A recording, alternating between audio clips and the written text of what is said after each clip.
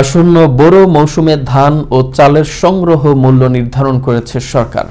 রবিবার মন্ত্রী পরিষদ সভাকক্ষে খাদ্য পরিকল্পনা ও পরিধারণ কমিটির সভায় এই মূল্য নির্ধারণ করা হয়।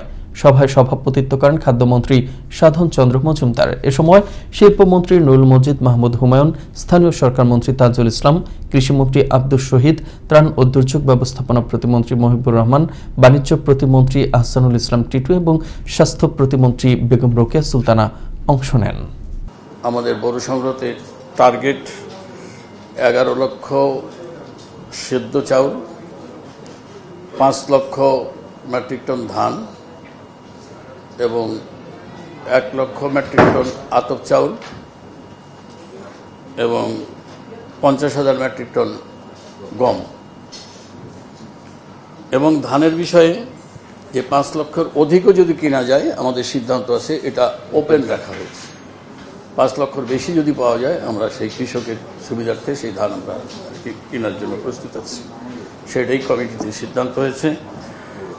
ধানের দাম বিগত দিনে 28 টাকা ছিল, গতবার আমরা 30 টাকা করেছি। এইবার আমরা ধানের দাম প্রতি কেজি 32 টাকা করেছি, কৃষকের দিকে লক্ষ্য রেখে।